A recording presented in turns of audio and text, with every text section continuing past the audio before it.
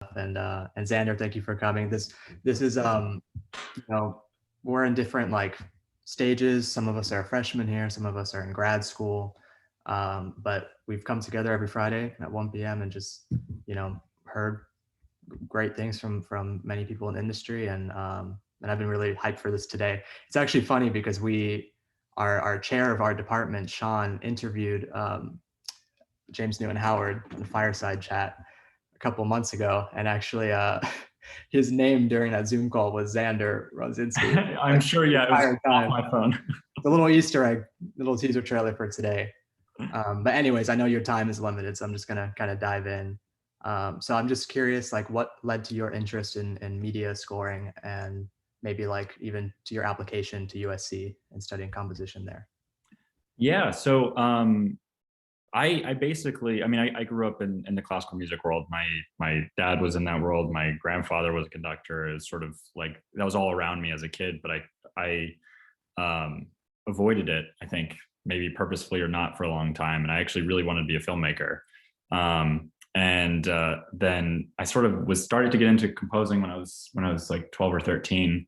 And then my math teacher said, why are you not doing film scoring? I mean, you want to make movies and you want to write music. Why don't you just do both of it and somehow overlap the two? That's a good idea. And then by complete happenstance, my dad said the same thing that night. I went, what? Okay, that's kind of a sign. And I realized, like, I've been listening to film music my whole life. Why is that obviously not? Why didn't I see that years before?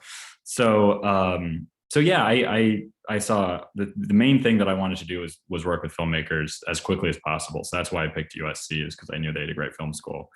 And I opted to live on the cinema floor with all the film kids, which was great because I was the only composer. So they had to hire me. Yeah, basically I kind of worked my tail off. I was doing classical composition, but all I did, and it was sort of like a double major, is just scoring as many films as I possibly could during that time. And it's crazy how much that paid dividends even now. So many of those people I still work with, and word of mouth is just amazing how many jobs you can get from that. So yeah, for sure, like developing those relationships early on, and that's probably one of the best things is to do that while you're in school and be able to just then jump into the industry and the world after. So just to stay on USC for a second, yes. Were there like certain skills maybe you wish you had like learned earlier while you were at the school that would apply to today? And just big question, but well, frankly, so I started interning for James. I got really lucky with that whole thing, and I started interning for him when I was a senior in high school, and so I was interning with him through all of college as well. And I would say that any sort of tech chops I have are all from the studio. There was no tech taught at USC, and because it was just very straight ahead classical composition, and there I was just learning to write music, which I think is an important thing, is to be able to write music separately from film as well, because you have to have something that has its own internal great dramatic arc, and I think that's why John Williams is John Williams, is because he can write insane music away from picture, and but also has such an amazing dramatic sense. But anyway, yeah, I mean, geez, there are so many things I didn't know coming into this, and I think it's all tech based. And so I think a lot of that is stuff, though, that you can only learn when you're on the job, because every A-list studio is completely different. They're all set up in a different way, and so many of these men and women who are at the top have been working for so long that you're also kind of inheriting weird legacy kind of equipment that they can't live without, and trying to implement it in a sort of newfangled way, and dealing with new sample libraries, and just, yeah, it's a lot of that kind of thing. So you really just have to be there anyway to learn all the tech. So yeah, I'm not sure if I got what I think I was supposed to get out of USC, but it certainly didn't fully prepare me for what I was getting into. And yeah, like those first couple of months could be like a really steep learning curve and everything. But just going off what you said and how you're prepared, what do you think are certain qualities or like mindsets a composer should bring when working as an assistant, maybe in those first few months or just for the whole experience? And you've talked about the skills, but like what skills have helped you the most when Totally. you first started? A lot of things. I think one thing that's really important is patience. I think something when we're interviewing people, you want a certain level of zeal and eagerness for sure.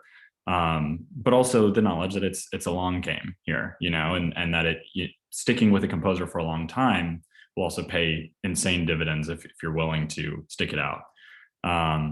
And having just a good head on your shoulders, dealing with pressure easily, because there's a lot of pressure in this job, and you kind of have to stay cool, calm, and collected through whatever insanity you're dealing with. Being able to learn quickly. I mean, that's a major thing. And so if somebody teaches you something, just picking it up and making sure that either you're writing it down, or if you have a really good memory, just locking it in there, and then and making sure that your attention to detail is really high too, because especially when you're working in this business and you're dealing with big recording sessions, if you screw something up, and even if it puts you back 10 minutes, the amount of money that 10 minutes on a recording session with 100 people at Abbey Road, that's a lot of money that's going down the drain. So you got to make sure you're very careful and have a good sense of attention to detail. But I think that's most of it. Yeah. And that's one of my favorite things here at Berklee is they give us like time restraints and everything with our assignments and our scoring and when we're in the studios, and it's definitely a good lesson that every minute is money, a lot of money, especially in this world. Exactly. Yeah. So I know for James, you've done like additional music and synth programming and score production, but just for the additional music part, I'm curious, like when writing, how do you incorporate maybe your compositional voice without compromising James Newton Howard's, like when writing cues for him and stuff? I don't know. I'm just curious about that kind of balance. Yeah, certainly. Well, to be completely frank, James is one of those rare people who writes 98% of his music. I've had a couple gigs where, I mean, particularly a Hidden Life, I got an additional music credit on because I did quite a bit on that. But I'll write most of the movies if they're source music, which the last several there have been quite a few of those. I'll write the source music, and then maybe I'll get a cue or two in there. But he's an astonishing person when it comes to, the man can write so much music and good music very quickly. It's crazy. And I don't know a whole lot of other people on sort of his tier that write all their music. But anyway, in terms of incorporating, it's funny, when I first started here, I was so nervous with any of the little cues that he gave me to like make a statement in any way. I just wanted to sort of play it as safe as possible. And over the years, I found that kind of the more of a direction I took, the better he responded to it. Obviously, you have to really keep in mind their whole aesthetic. And not only, I mean, I would assume that this is true for everyone. It's not only his musical aesthetic, because he has certain ways that he voices chords. He's certain ways that he orchestrates. He has certain ways that he handles melody. There are certain moves that he makes, just style in general. But the other big thing for him is matching the way he makes his demos. Because I think that's when you listen to a bunch of different composers, when you listen to a John Powell demo and a Hans demo and a James demo, they're all very different, but they have very specific aesthetics of what they find a good demo is. James is somebody who is very much not into a quantized sound. He wants a very natural performance, and a really kind of an expressive performance. So his stuff is kind of all a little around the grid. And he has an expression pedal, which I don't know how many of you guys use expression pedals or actually use faders, but he always has his hand on an expression pedal in his mod wheel. And if you see everything, he is performing all those things while he's playing. And if he screws that up, he won't go reperform the expression and mod separately. He's just going to reperform the entire part. So it's all part of one thing. And if you draw expression in or mod, he'll sniff that out in a second. You have to fully kind of perform it. And so those sorts of things, I think learning how he makes demos was the biggest hurdle, and also illuminating, and I think made me a better composer because of it. Absolutely. I mean, just getting to watch somebody like I think that's some of the best, learning that can happen for you in there. And I would like to just bring up that these projects that you've been a part of, from like Alice in Wonderland to Fantastic Beasts to Raya and the Last Dragon, most recently, these are all like very immersive worlds and very fleshed out worlds. So as a score producer and everything, what is it like to effectively like develop a sound palette or a sound world for these things? Is story a very important element that James brings up, and kind of stepping outside the music for a second before you distribute to instruments or write? Yeah. So he'll come in kind of with sometimes with references of like, oh, I really like the sound of this kind of score, and I like or with Raya. I mean, Raya was such a kind of complete whole different way of thinking in a lot of ways, because it's mixing a lot of Indonesian and Southeast Asian instruments, which is really that's hard to source. And then we also had this whole vocal approach as well, where we had this soloist named Loire, who did all these really cool, different, interesting things with her voice that she layered on top of it. And then we also had a bunch of, big percussion, and various things. So it's trying to, and then also like weird 8-bitty, and like 808 bass stuff. Like it's just so broad. So I think trying to assemble the palette is something that continues over the course of the movie. And James works on things for a long time too. He likes to get in as early as possible. So there are a lot of these movies that we work on for a year and a half. Yeah, he really, the way that he says it, and I'm sure he said it in that interview that he did before, is he likes to approach things as a producer would, because he was in the song production world for so long, working with Elton and everything. And so he really cares about his sounds, and he really cares about sounds that are playable too. So we do make loops for him. So he works all his MIDI is in Cubase, and then he also has Ableton with Rewire. So we'll make sort of sound loops and things like that for him, but he really prefers playable instruments. So we make a lot of Omni patches from scratch. We'll go sample different things. We'll make contact patches, make zebra patches. He's been using a ton of zebra recently. And just trying to give him a really wide sort of sound world that he can start sort of selecting. And then from there, he pushes us in different directions of, oh, I kind of need something like this. And then we just start recording. And so I know certain composers like to kind of record in the process as they're working, but he demos it as closely as possible so that filmmakers know what they're getting. And then we record everything at the end. So at the end, we're getting elements from, especially during the pandemic, like with Raya, we have Loire recording herself in New York, and we have our world wind player here, Pedro, in a different place, and we have somebody doing some guitars over here, and then we also have we actually went to the stage for all the orchestra stuff, and then I run all perk overdubs and everything like that as well. But yeah, then it just becomes a process of stacking it all up and putting it together. Does that answer your question?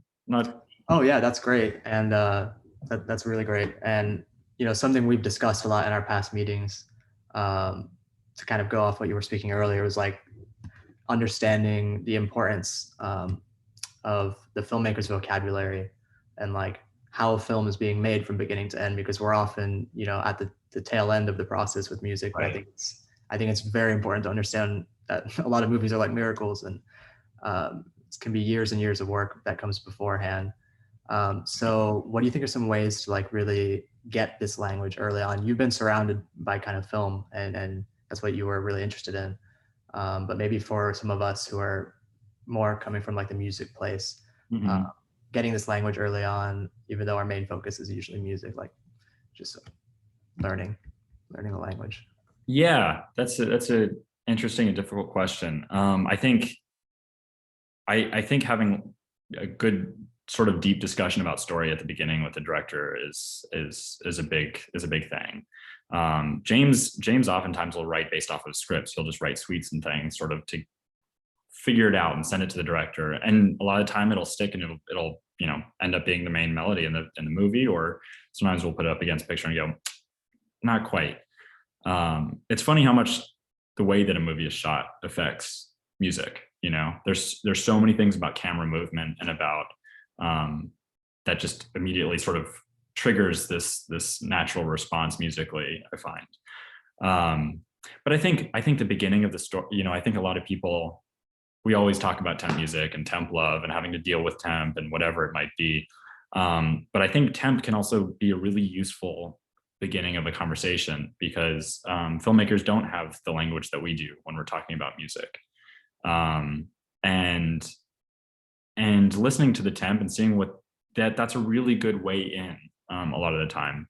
For instance, on Fantastic Beasts, some of the temp is sort of interesting in a way that you're not quite sure why that's there. But then James is really good about sort of picking out, oh, it's just this element that they really like, and this is sort of my way into this scene.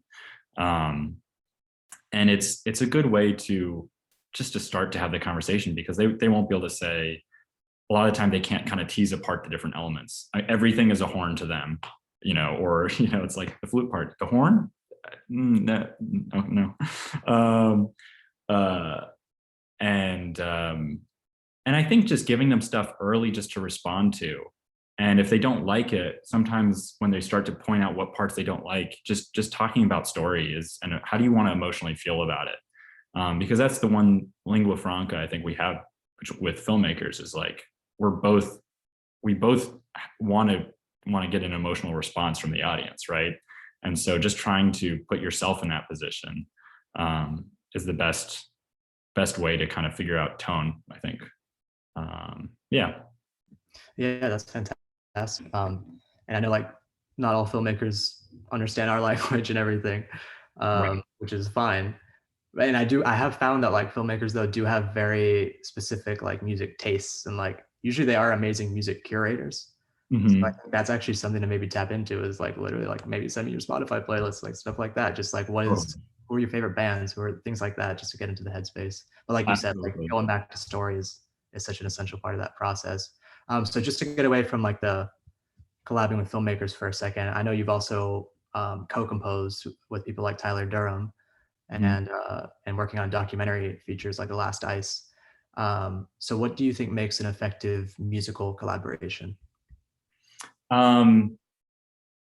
Yeah, it's funny. I used to think like, oh man, I couldn't work with somebody, like it's my sort of thing and it would be really hard to do that. And what if I don't like what they write, or what, but for instance, for The Last Ice, Tyler used to be an assistant here. And I also worked with Sven Falconer, who actually is, he writes a lot of additional on a lot of big movies, but it's funny. We all sort of have extremely overlapping musical sensibilities. And maybe that's because we've all sort of gone through the James Newton Howard meat grinder, and we all kind of like fused our minds together in some way.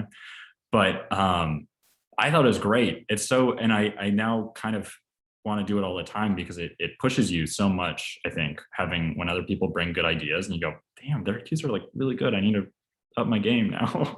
And I think it's yeah, it was just such a great experience. And Tyler's a great programmer, and Sven was recording little bits and he was bringing people for tracking, and so then we take the little bits that he did and process them and make cool stuff out of that. And yeah, it ended up being like the best experience. So I'm hoping that the three of us, or any two of us, can continue to do that. Yeah, only good things. That's great. And just to add to that, I think like working with other musicians and composing together, it's like if you can have a little bit of inspiration and maybe a little bit of intimidation, that gives you the drive, but it also gives you like the inspiration to keep working together. And I think it's a super nice way to work. Totally. Sure. So I guess as a follow-up question, and to come back more to the film things, and we've touched on some of it, but like, what do you think makes an effective collaboration with a filmmaker? And actually, one of the filmmakers you've worked with is in the Zoom call right now. I thought I saw Brennan somewhere. Where'd he Brendan go? Hall. 1 second. Don't worry. We'll have Xander speak, but Brendan, if you want to jump in with anything, feel free. But yeah, I just want to kind of go back to that, the whole collabing with the filmmaker and having that healthy process and everything. Yeah, no, I think I love that part of it more than anything. That's why I do this, is because I think working with filmmakers is like, it's the same thing as co-composing. You know, it's somebody who, I love having a safety net. And when I try something, knowing that the filmmaker can go, yeah, that's not what we want. Like that's actually, even though that's a terrifying thing in some ways, it's also a liberating thing, because I can be like, well, I'm just going to try this because I think this is a direction, and just feeling safe that they will say, let's try a different route. Let's go this way, you know. And I think it's so many of the filmmakers that I've worked with now for many years, even though I'm still very young. And it's so funny how on various projects your fingers start to fall in the same places with the same directors in a way where you're like, there's so many of them where I start to play something, I'm like, I haven't played this harmony, this voicing since the last project that I worked with them, and I'm not thinking about that. You just sort of develop like this together, sort of third voice together. And I think that's an amazing, like, incredible thing when it you fully start to understand each other's artistic point of view, and then it begins to overlap. And I think especially when people bring you cool temp, or as you said, like send a Spotify playlist. Like I have so many of my filmmaker friends who will send me 2 hours of music if I'm doing a 10-minute short with them. And it's like, that's great. It pushes me in places that I would never go. And that's another reason why I love being a film composer, is I get to write music that I would have never thought to have written otherwise if I hadn't been pushed in that place. I mean, the thing that I'm working with Brendan right now on, there's so many things in there where I'm like, I would never have written this music otherwise if he hadn't made this beautiful documentary and sort of pushed me that direction. So yeah, I think, again, I'll throw it to you, Brennan. No, I have nothing extremely wise to add. You said it so well. But I think the whole thing about temp is something you were really gracious with the film we worked on. We did a 30-minute film. It follows a road trip through the American South, of people kind of coming face to face with civil rights history. And as a filmmaker, I try to detach myself from temp as much as I can, just knowing it's not always beneficial to the process. But it's also such a means of setting tone. I think for me, the tone of music so much informs the tone of the scene. And so I think temp can be a useful tool to start kind of finding that balance. And so Xander brought so much more to the project than we could have ever dreamed. But that first process and his graciousness with really listening to our temp, as opposed to just throwing it out and doing it himself, really helped us. So that's awesome. And maybe just, I don't want to, ask you too much, Brendan, but like, what are the type of qualities that, hiring a composer, what are you looking for? Maybe we can get into the business a little bit of like, how should contracts, because we don't talk about contracts that much, but there's a lot of business to this industry, and hiring a composer and working for a filmmaker, and those kind of two perspectives. So if you guys just want to, either of you, dive in maybe a little bit into the business of it, I think that might be helpful.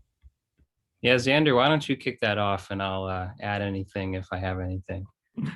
I mean, I think it depends so massively based off of what tier of project you're working on. On small projects, it's very, the contracts are basically nothing for the most part. It's mostly good faith, which may or may not be bad, but I've never been screwed over yet on that. Yeah, I mean, the sort of things that you're looking for is, if it is a bigger project and they don't have the money, you want to get publishing and writers on it, because then you can reuse that music and you can make a lot more money off of it. I know one of the smartest people when it comes to that is Nicholas Bertel.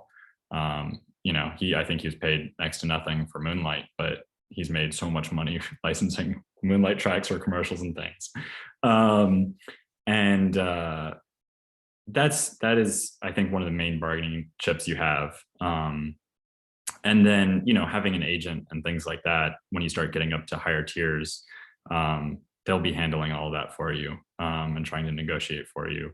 But yeah, I think, the other thing in terms of if you're trying to find ways to make money and make I think doing commercials is a great way to go, because you'll get paid sometimes near as much as you would on an indie feature. So if you're just trying to sustain yourself, that if you can start to get higher and higher commercials and actually get hired by the director, that's rather than just submitting to a library and getting it that way. I think that's a really good way to sustain yourself. Yeah, but in terms of contracts, there's not a whole lot. I don't know that I have a whole lot of useful pointers. And I think it's definitely something you just learn as you go and experience it. But like you said, like hiring, just knowing that you can hire somebody to help you with that, that's helpful information. Yeah. And now that you brought up commercials, I know you have scored for like different clients doing commercial work, and I would assume a part of that process that's very important is time management. Working in both films and commercial works and television, these are all kind of interlinked, but still different industries and different workflows. Mm-hmm. So how do you manage working with multiple deadlines and creating very quickly when it's needed? Because I know that's probably part of the job. Yeah, certainly. That is, I have been lucky because obviously that's a lot of that stuff has fallen in my lap, and it's just sort of continued. But commercial work is something that I can actually do while I'm working for James, because I can wake up at 6 and write for an hour and a half and get a draft out and send it out. Whereas if I'm working on a feature and they need a bunch of music really quickly, it's kind of harder. Yeah, I think the thing is that you have to really, as a composer, you have to be able to write enough to know how quickly you can write something, which is a skill in its own right, I think. But to say like, okay, in an hour and a half, I can have a good draft of this, or this will probably take me about 3 hours. So I know I can if I wake up at 4, then I could get it out by 7 this morning, and then I'll, and most of the people that I work with in terms of commercials, most of the commercial hubs are in New York too. So I have to have everything out very early. So just being very careful and knowing how you are as a composer and how quickly you can write is super important. And I think that continues at any sort of time frame. I think also for your own sanity, so that you're not just sitting there wasting time.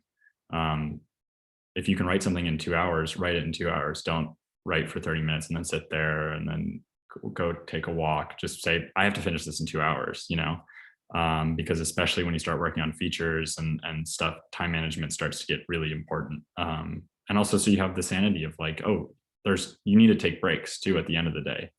You can't be burning yourself out writing till midnight every night, if you could potentially not be doing it that way. Absolutely. And yeah, time deadlines, that's probably like the best type of motivation. It's the only way I can get up that early in the morning. Otherwise, I'm not. I guess just to dive even like further into your compositional process, this is a question that everyone here has heard me ask before. I try to ask it to all creators and writers and everything. But how much of your musical writing would you consider instinctual versus planned? Is it all one, all the other? Is it a balance? How do you kind of approach it? I think I'm more on the side of instinctual than I am on the plan side. Like I won't map out harmony so much and do all that stuff before I start writing. Like I'll just jump into writing. And a lot of the time I'll do like sort of similar to James's process. Like I'll improvise a lot on piano and sort of kind of get an arc of it and then go back and start to revise till I kind of have the arc that I want. This is more for like orchestral music and things that are more musically robust, I guess. And once I start to kind of figure out how I want the structure of it all, then I'll start to go through and orchestrate a lot of it. But I think, you're thinking of everything in chunks anyway. So if it's like, oh, well, there's sort of this first chunk is going to be in this realm, and then this chunk, and just moving in small sections. And I think the main thing is to, if you're writing a cue that's 4 minutes long, try to get through it all sort of as quickly as you can, while you still have the artistic sense of how it's supposed to all land. Because if you are like, well, okay, I want this like really cool electronic bit at the beginning, and then you're 4 hours into it and you're still tweaking stuff, a lot of the time you can lose a sense of how the shape of it all works. And so I think just write to the end as quickly as possible. I mean, obviously as writing as well as you can, but like just try to get to the end, and then you can go back and start to fill it in. Because I think everybody has a good natural instinct for doing this. That's why we do it, is you're trying to musically respond to the scene. And so, and if you watch it too many times, and if you spend too much time, you start to lose that, I think. Yeah. Awesome. That's really cool. So I definitely want to make sure that we have time. There's some questions to answer them like fully for everybody. I'll ask you more though before we go over.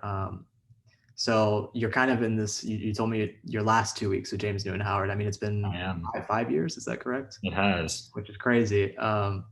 So in that transition now to scoring like full time on your own, thinking back, what is the best lesson you've learned from those 5 years working with him?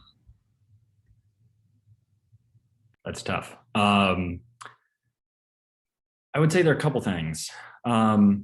One is when I first started working here, I was really, I was maybe more granular about, okay, so when this happens on this kind of scene, James kind of approaches it this way and whatever. And that doesn't work. You can't, I have a pretty logical brain the way it works. I can't encyclopedia James's entire way of working.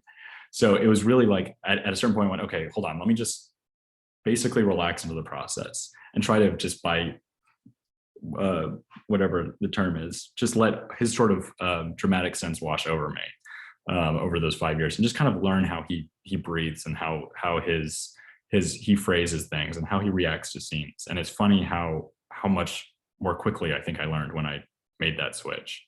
The other thing that I think is maybe not an interesting thing to say, but I think very, very important, and perhaps my number one reason why I think people should work for a composer, is just simply learning the process at the highest level from the inside. And also, because the thing is, the way that things are now, we're not sitting in a room with a piano and a pencil and paper and that's it. If you become a sort of even a C-list composer, you're becoming a boss, because you're going to have people working for you. And you're going to have a lot of people that you're going to have to manage, and you're going to have to deal with orchestrators, you're going to have to deal with copyists, you're going to have to deal with mixers and all sorts of different things. And so learning how to be a boss and manage people is very, very important. And something that I think I've learned, because James is a very good boss and very, very smart about that. I think I've learned that skill. And I find that a lot of composers who are young, who do hit it big, their teams can be pretty messy if they were never an assistant. And you hear about mistakes and things being made that drive orchestrators and mixers and everything crazy, because they just don't think of the things that are really important to having a very clean, good process and pipeline to at every stage. So I think that's really important, and something I'm very fortunate to have been able to be a part of and learn from. That's a really fascinating point about the whole like the messy teams and the system and what you can learn from that. So just so we have enough time, I'm gonna go to everyone's questions, and if we have more, I'll go back to my extra questions. But cool. I know it looks like Medhat, you have the first question. So if you'd like to unmute yourself, please feel free. Yeah. Hi, everybody. So Xander, I wanted to ask you, obviously you guys are always dealing with temp tracks. I'm curious on those big movies, because I obviously the bigger the project is, the less of a say you have, right? Mm-hmm. So how close do you guys have to get to the temp track sometimes? And have you guys ever been into gray areas where like, I'm not feeling easy about this, but I will get fired if I do it. So if I don't do it, so yeah, what do you have to say about that?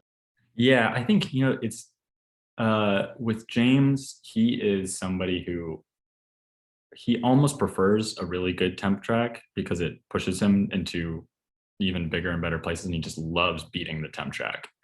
The times when he's been, I think it's harder, I think, for him when it's his own music, because he's constantly trying to go new directions. And I think that's something that a lot of composers have had to deal with. Hans has had to deal with, Tom Newman for sure. But he's amazing at finding a way, always. He's really good at giving, a million different versions of something, and being able to sort of convince the director into a different direction. And I think part of that too is when you have the wealth of experience, and the filmmaker will naturally trust him to make the decision. And so he's able to convince filmmakers more easily than we are. A lot of the time they'll go, no, I like time. I want to hear a time rip off again in my movie. But yeah, it's, I'm trying to think of if there've been really difficult temp issues. None that have. It's really about finding what it is they like about the temp, and then just trying to keep that central idea, and everything else around it is different. Sometimes it's very simple, like on News of the World. A lot of it just sounded like this really low temp, but there was an interesting shape to a lot of it, and James was able to keep that shape, but then do more interesting things around it. I think for him, he has an easier go of it because he's really good at what he does too. I'm sorry, does that fully answer your question? I don't know. Yeah, for sure. I was just being curious about it because obviously the world is small in this industry, and I know a few people working on high end stuff, and the thing that always comes up is like, when you're in the indie world, that's great. The bigger the project, the more millions, the less liberty you have, and the less of a say you have, because there's 10,000 opinions. And can you make it more like the temp? Can you make it more like the temp? So yeah. I think there are a lot of producers in the room, and you have to be so diplomatic a lot of the time and go, yeah, I'll take your note, and it'll just be like one note from everybody so they can feel like they had a say in it.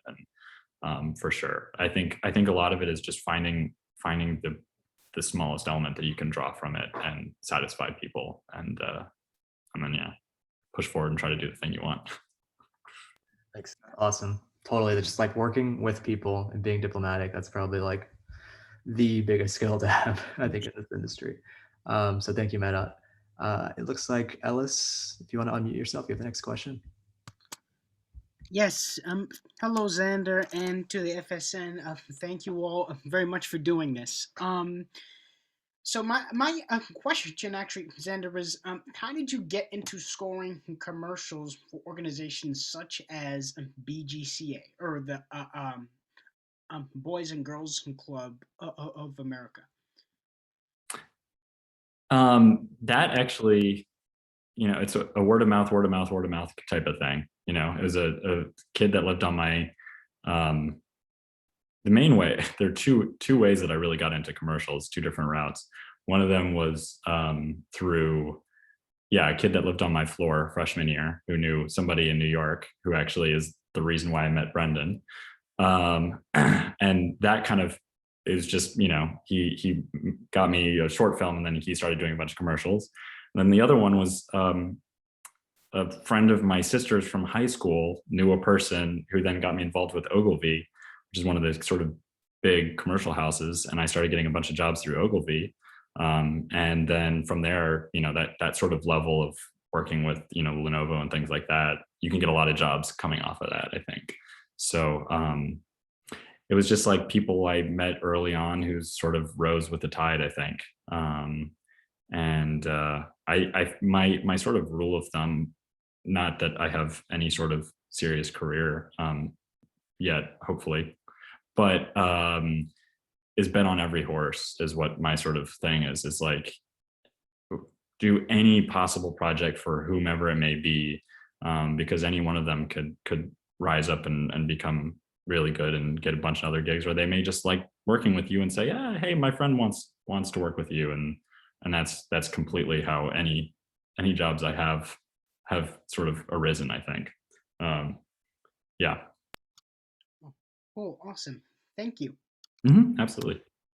Thank you, Ellis, for asking. Looks like Robert, you have the next question. Yeah. Thanks for coming on, Xander. I just wanted to ask if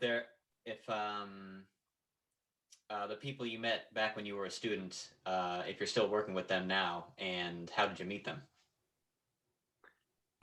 Pretty much all of them I'm still working with. Yeah, they're the ones that get me jobs, and they're also all my best friends. So that's that's the other good thing. Yeah, it's crazy. I just lived on this floor with 30 filmmakers, and pretty much all of them I still work with in some regard, or I'm very close to still. Just for the sake of like being specific, is there like one in particular that you like are a favorite of, or something, who like you work with especially well, or something like that? Yeah, there are a couple for sure. I mean, none of them I would say have done. A lot of them are people who right now are still sort of in the short film realm, but I think 3 of them actually are right now getting their features funded. So I'm hoping that in the next year or so, I'm going to be working on features with all of them. But it's funny. I think when you become very close to some of these people away from film, and we're all just big movie fans. I lived with them for years, and we all kind of speak the same language, and a lot of us have the same film taste and music taste and whatever. It just becomes like this sort of familial relationship, and right now, when we're all working like crazy on different things, and they're working on films and I'm working on whatever, it's like the time that I get to see them is when I get to work on projects with them. So I'm constantly begging them, like, make another thing so we can hang out all the time, please. Yeah, there are a couple. I mean, Jack Martin was somebody who, I mean, he's sort of done the rounds working on a bunch of things. He just at various levels on the projects, but worked on Godzilla versus Kong and a few other things, just as a and there's another guy, Matt McClung, who I think makes really, really good stuff. And he's hopefully making his first feature this upcoming year. Yeah. All right. Thanks, Xander. Yeah, absolutely. Cool. Thank you, Robert, for asking. Looks like Trey, do you want to unmute yourself? Yeah, hi. You had mentioned earlier that you got really lucky to work with James Newton Howard. And so I was just wondering if there's anything that you specifically did to kind of set yourself up to get that opportunity. Yeah, I mean, yes and no. Mostly for me, what my other thing is just like put myself in the place where I have the best chance to get lucky. So I went to I don't know if any of you guys know Interlochen Arts Academy in Michigan, but I went there for a summer because that seems like the best place to be. There are filmmakers there too, and composers, and I'm going to learn a lot. So let's do that. So I went there, and one day when I was sitting at lunch, this kid sat down next to me and we started talking, and I was a senior in high school, or about to be senior. And we did the whole like, oh, what do you want to do in life? Or, where do you want to go to college? And I said, I want to go to USC. I want to be a filmmaker. And he said, oh, that's crazy. My dad went to USC and he's a film composer, excuse me. He said, he's a film composer. I was like, oh man, he's going to say somebody I don't know and it's going to be really uncomfortable. And then he said, James Newton Howard. And I went, what? Yeah, and we became very good friends, actually. And he said, oh, my dad's coming at the end of camp. It'd be awesome if you met him. Yeah, it would be. So I met James there, and we spoke for a while. And then the next morning I saw him again, and we spoke for a long time. And sort of based off of his son's vouching for me, he said, yeah, come out and intern for me. Okay. So my Thanksgiving break of senior year of high school, I went and stayed with James at his house with his son and interned for him and worked every day. And then my spring break of high school, I did the same thing. And then every break in summer and spring break and everything of college, I spent here at the studio working for him. So I got a very, very lucky early break there. And then I just tried to keep my head down and work as hard as I possibly could and stay as low key as possible and just do good work at getting lunches and anything they asked me to do, jump on it and do it perfectly. And then after college, I said, "Hey, James, can I maybe be your runner or something?" And he said, "You're going to be an assistant, so get ready." And then it was sort of I usually hear assistants stay here for a long time. So they're usually here 5 or 6 years. And it just happened that Sven, who I co-scored Last Ice with, he was leaving. And I went into the second assistant position here and under a guy named Victor, and then Victor left in February of that year. So I was only a second assistant for like 5 or 6 months. And then I became the only assistant for a long time, which was a lot. And then eventually we found a great second assistant, and then we have 2 new guys here. So, but yeah, it's been a crazy journey for sure. A lot of unexpected things, but I think the thing is just be as prepared as you possibly can. So when you get into that lucky moment, you can be as prepared as you possibly could be. Yeah. Awesome. Thanks. Thanks, Trey, for asking. And now that you mentioned kind of these assistants, I'm actually curious, like, James is talking about how there are 2 others right now, and you just said, sometimes you've been by yourself and sometimes with others. What has it been like? Have you been kind of placed into like that mentorship position? I mean, you're very familiar with the studio. I think you're there right now. And Yeah. what is it like kind of, we talked about co-composers, but just working with a team and being efficient and then transitioning from that to being by yourself? Like what was that experience like? Yeah, totally. Yeah, I think part of it is finding somebody that you can vibe with and be in a room with for 10, 12, 14 hours a day. And somebody who has the kind of same level of detail and attention. And you kind of can't have a whole lot of ego here. You got to be it's got to be about the work. And if you screw up and it's your fault, but move forward, and you have to be really even keeled. And yeah, it's been interesting because I've now trained up 4 assistants here as seconds, and some of them have left and whatever, but it's also an interesting process having to teach somebody, because you really have to make sure you know what you're talking about. But I think it's funny how quickly you become so close to the other assistant, because it feels like you're in the trenches with them, and you sort of become instantly family in some ways, because you're dealing with so much in the same way. Yeah. No, that answers it perfectly. Yeah. So if anybody has any other questions, feel free to write. I'm just going to go into like kind of my extra questions and things I saved. But yeah, just type in the chat if you have anything and I'll get to it. But something for me that I'm kind of curious about is personally, like, music was my hobby for so long in high school, and I didn't know it would turn into my main. I don't know if anybody else can relate to that. But it's interesting because then you kind of have a void in the hobby area. And I think it is important to like have that time spent and pursue that. Personally, for me, it's like writing screenplays, maybe still related, but just having something to kind of fill that now that music shifted. Totally. You have that? How do you make time for that? Just like a healthy kind of work-life balance. Like, how has that been for you? Totally. That's also something that I'm about to figure out in about 2 weeks. Yeah, for me, I think it's so important to be able to go home and sort of turn off work. I think that's something that James is amazing at, and be present. And for me, I think the thing that I just love doing is cooking.